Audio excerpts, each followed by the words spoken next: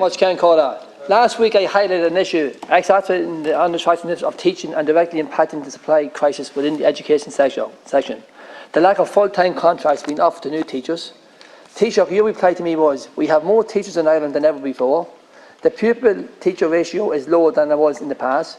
We have a pay deal with teachers and we are in a period of full-time employment in the private and public sector. However, that was not my point. The issue is that only 30% of teachers receive a permanent full-time contract on initial appointments, and only 31% of teachers recruited since 2011 got full hours in their first year of teaching. This was made further evident to me this week, with numerous teachers across all levels of the education sector reaching out to me to highlight the difficulties they face in not receiving a full-time contract.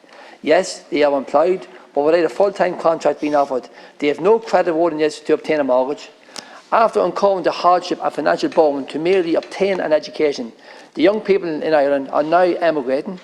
Floods of teachers are leaving to other shows and some other jobs altogether because they simply cannot obtain mortgage approval or survive financially on a part-time contract.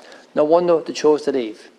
Bearing in mind, we are in times where we are crying out for teachers, but as a direct result of contract issues, they have no other option but to emigrate. The Education Minister, Norma Foley, has confirmed that a pilot scheme is to be rolled out next September that will allow 2 schools to work together to recruit teachers. Secondary schools are having to share teachers due to the critical shortage. Further, Education Minister Simon Howes also recently conceded that the employment control were in need of reform and spoke of starting the journey towards reducing student-staff ratios and improving Ireland's position in the global ranking. Student-staff ratios are about 20 to 1 or more in the Irish universities, compared with the international average of between 14 and 15. While they have improved in primary schools, they are still below par in Europe, with Ireland being in the bottom third in Europe. The government needs to act now. If nothing is done, we will lose our emerging talent to overseas countries who offer significant incentives in relation to contracts and a better standard of living overall. We need proper action so that we have some chance of retaining this talent. I want you, teachers, to consider the lived experience of teachers on part-time contracts. I want you to look at providing the relevant funding and put in place the relevant action to ensure that newly qualified teachers are offered full-time jobs with full-time hours and full-time salaries. Teachers in my constituency of Louth and East Meath and Troy Island deserve better.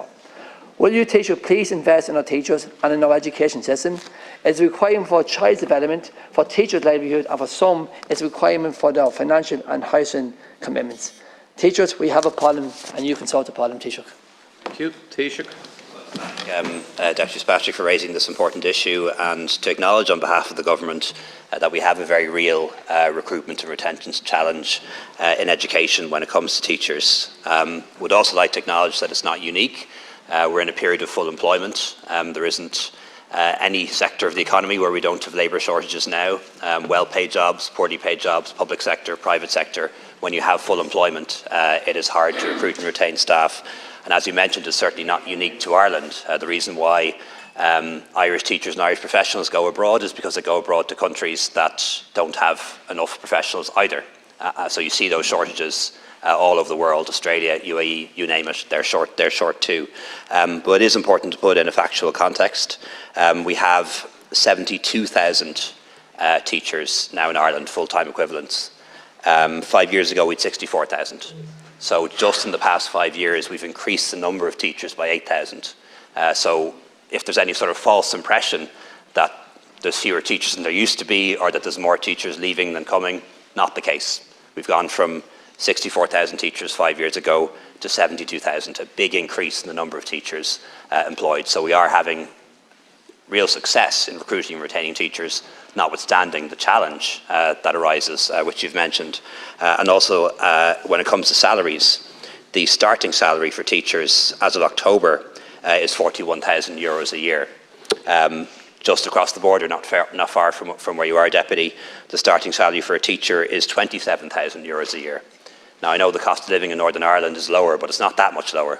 41,000 in Louth, 27,000 in County Down. So it gives you an impression of what we're doing to make the profession attractive. In relation to contracts, I'm told that recruitment and the appointment of teachers is a matter for each school or ETB as an employer, and teachers can be recruited on a permanent basis once the school ETB is within their authorised allocation of teaching posts and the criteria outlined in the Department circulars for filling the posts are complied with. We have a public sector pay deal which was agreed not that long ago, was voted on by public servants, including teachers. They voted for it by a very large margin, but that agreement comes to an end in October, and I've no doubt that come summer we'll want to engage with the public service unions again on the next pay deal, and we'll certainly be very willing to listen to their suggestions as to what we can do within the overall package that will be available. Patrick. You give me basically the same answer I got last week. Simple question I'm asking the teachers. I come from Dundalk and County Loud, and I spoke to a lot of teachers over the last number of weeks. I've got numerous of phone calls all around the country since I raised the question to you last week. The situation is people are going to college, they're paying massive amount of money to be educated to become teachers, and they want to teach in their own country. But as simple as teachers, if you go to teachers, the amount of full-time jobs up for grabs at the moment is practically none. Like only 13% of teachers at the moment, after they qualify from school, are being offered full-time jobs. Now, what they're doing is, it could take 2, it could take 3, it could take 4, 5, 6 years before they actually get a full-time job. Now, they're settling down with a family and everything else. And for the 2 months and 3 months of ever off in the holidays, they don't get paid. And they're looking for mortgages.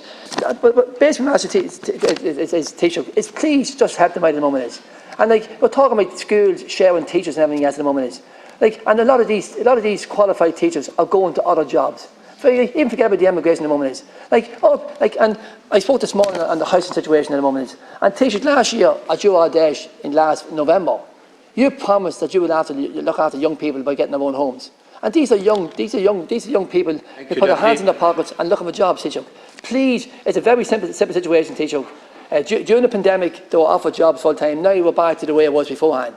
Teacher, you have, and I keep mentioning, you do have the gift, yourself and the Minister for Education, to please help these young teachers with their contracts. Taoiseach. To hear you about the housing issue, and it bothers me deeply that so many younger people and even not so young people find it so difficult to buy their first home. What gives me great encouragement is that we're now seeing about 400 first-time buyers a week. Really encouraging, the highest since the Celtic Tiger period. And because that counts couples as one person, because it doesn't include people building their own home, it's actually an underestimate. The number of first-time buyers every week is probably way more than 400 a week, but I'm using that figure to be on the safe side of the numbers. The highest since the Celtic Tiger period. Big catch-up ahead of us, but we are catching up, and that is extremely encouraging. In relation to teachers, as I mentioned earlier, we're not doing all that badly. 72,000 teachers now in the country, up from only 64,000 in 2017, going in the right direction.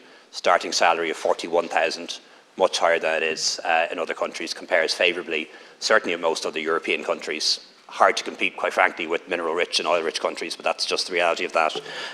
But we will have an engagement with the teachers' unions and the public service unions.